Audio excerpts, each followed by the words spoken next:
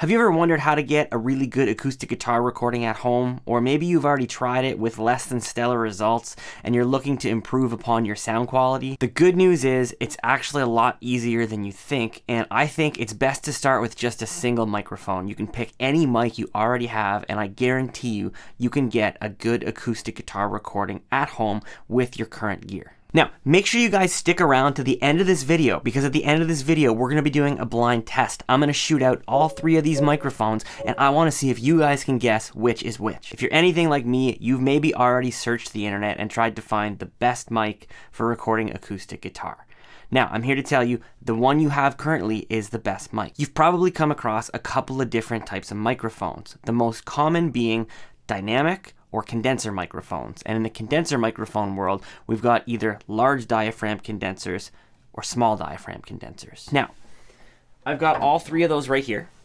I've got this dynamic microphone, I've got a small diaphragm condenser, I've got a big old large diaphragm condenser microphone.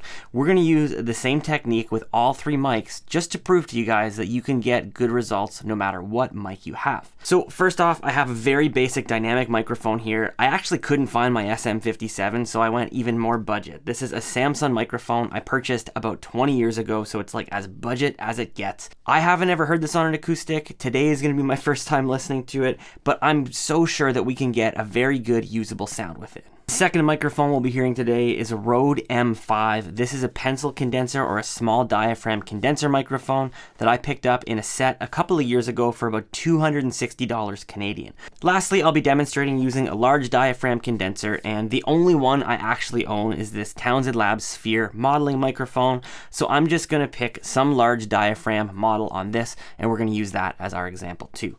Now, admittedly, this is a rather expensive microphone, especially compared to the other two, but at least we can hear what a large diaphragm sounds like compared to the other two, and maybe we'll hear if there's that much of a quality difference between something that's quite expensive and something that's a little bit more budget. Now, each of these microphone types have advantages and disadvantages for all applications, including recording acoustic guitar. For instance, dynamic microphones are incredibly directional, which means they pick up sound straight from in front of them and not so much around them like a condenser microphone would. In your research, you might have found that a condenser microphone is generally preferred for recording acoustic guitar, and although I'd say that's probably true for the most part, I think if you don't have a really good treated room, you might actually have more problems with a condenser than a dynamic mic.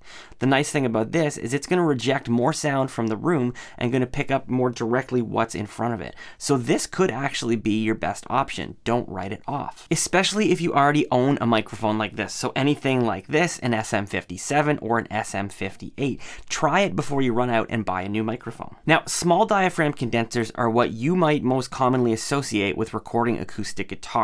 They're very widely used across all styles because they tend to capture the most detail. I think there's a common misconception in the fact that a smaller diaphragm microphone compared to a larger diaphragm one captures a smaller sound or it captures less bass, and that's not true. These actually just capture the most detail of any kind of microphone, and they're the most accurate representation of what the sound source, in this case the acoustic guitar, sounds like in the room. Compare that with a large diaphragm microphone like this down here. The large diaphragm microphones tend to sweeten the sound a little bit more than a small diaphragm would. So it still picks up a lot of detail and it picks up a lot of sound in the room, but it's not quite as accurate or maybe as flat sounding as a small diaphragm microphone. It's a little bit sweeter to our ears without having to use any kind of EQ. Now, this is a really powerful microphone in your home studio.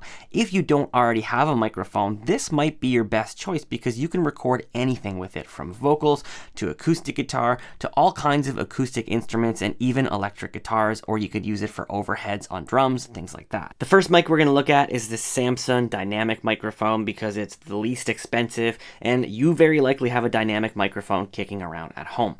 Now, the first thing we need to do is we need to talk about mic placement. There's a common misconception. A lot of people think that because the sound hole of the guitar is here and that puts a lot of sound out, that's where we want to put a microphone, just like this. Now, there's really no right or wrong when it comes to recording, but I'm going to actually say that's wrong. This might be one of the cases where that's generally always wrong, unless you're using it for some kind of effect. The problem with miking it right here, it's really bass heavy. It's really woofy sounding. Because you're getting so much of that air pushing right out of here. compared to typically where we want to mic an acoustic guitar, which is usually somewhere around the 12th fret. A good starting point is between the 12th fret and where the neck meets the body here, and anywhere from about like 8 inches to 2 feet away, depending on how you want it to sound. I generally start with 8 or 12 inches. So I'm going to point it directly at the 12th fret, right here, and let's see what that sounds like.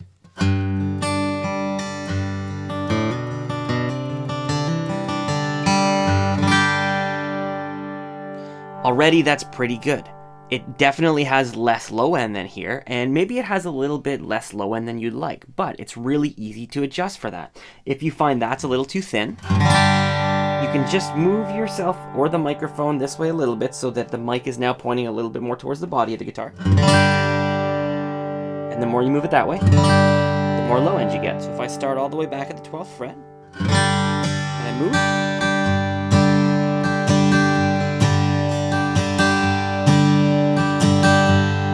more and more low end coming in, and you can just twist around until you find a sound you like. That's usually my favorite way of finding a good acoustic guitar sound whenever I'm recording. I just move around until I get right about where I like before I start recording. Another adjustment you could make is instead of having it pointing directly at the neck or at the strings, because you're definitely going to get a little more string noise there and it's probably going to be a little bit brighter, is you could either raise it up or down a little bit.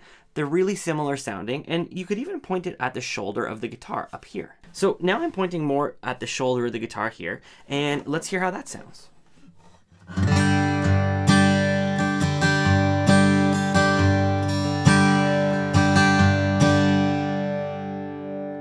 Definitely more bass response there. So again, if I go back to about the 12th fret, and then I move to the shoulder,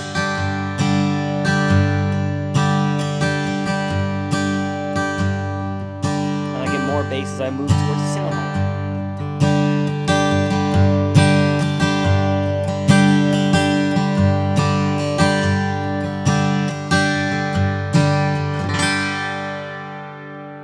Now, if you haven't heard any other microphone on an acoustic guitar, that sounds good. There's definitely all kinds of usable sounds in there. Without having heard more expensive microphones, if all I had was this, I'd be pretty darn happy with that sound. Now, let's see how this compares to a small diaphragm microphone. Okay, so I've got my small diaphragm mic set up, and we're gonna use the exact same technique we use with the dynamic. I'm gonna start somewhere around the 12th fret, around 8 inches away, and we're just gonna move around until we find a sound we like. Okay, so we're about set up where I like it to be, and let's just see how it sounds right away.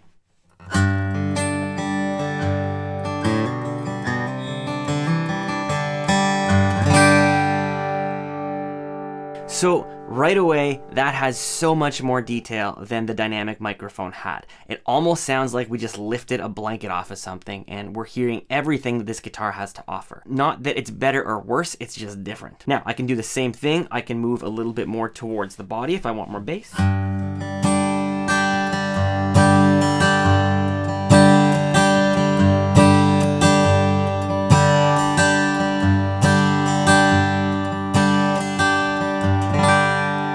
And if I want to get rid of that string noise, I can just point it so that I'm actually hitting the bout of the guitar here instead of the neck.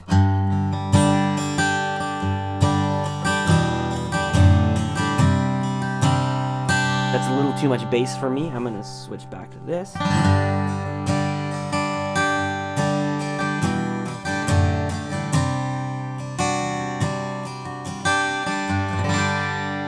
Okay, so we've got our large diaphragm all hooked up and ready to go. Right now I'm modeling a U67 with it, which is a really, really common classic microphone, pretty quintessential for large diaphragm condenser microphones. Just like the last two, I'm going to use it in the same spot. I'm going to start somewhere around the 12th fret, 6, 8, 12 inches away, whatever kind of sounds the best to you, and we're going to see what that sounds like right away.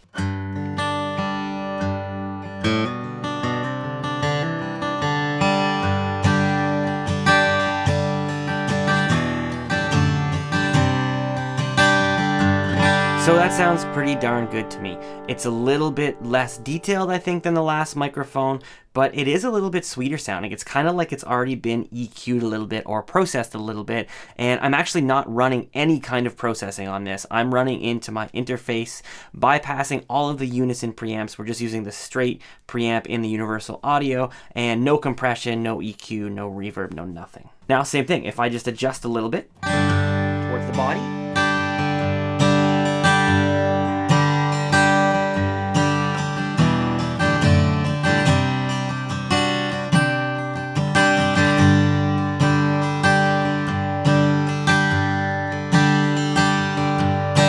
I can get all kinds of different sounds. And same thing, if I shoot it a little bit more towards the bout of the guitar, I'll just lift it up. Compared to the neck.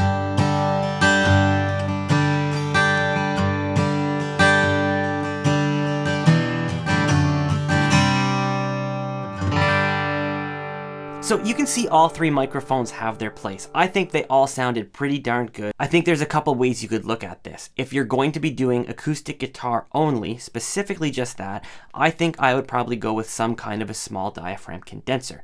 But if you're looking to purchase your first microphone for your studio, you want to be able to do a whole bunch of stuff with it, like vocals and guitars and so on, I think I would probably go with some kind of a large diaphragm condenser in that case, because it's a little bit more versatile. The whole point is you can't go wrong with any of these choices. If you own one of these three microphones or one of these three styles of microphones, just go ahead and use that. Start experimenting with that at home, with your mic placement, with your room, with all kinds of different things until you start getting some sounds you like. If you feel like you plateau with a microphone, like you can't get the sound you want, then maybe it's time to look at investing in something new. Now, I mentioned earlier I was going to do a blind test. So what I've done is I've recorded the exact same song 3 different times with 3 different microphones. What I'm going to do is I'm going to play it for you guys. We're going to number them 1, 2, 3, and I want you guys to guess down below in the comments before the end of the video what mic you think is what, and then I'll reveal them to you guys.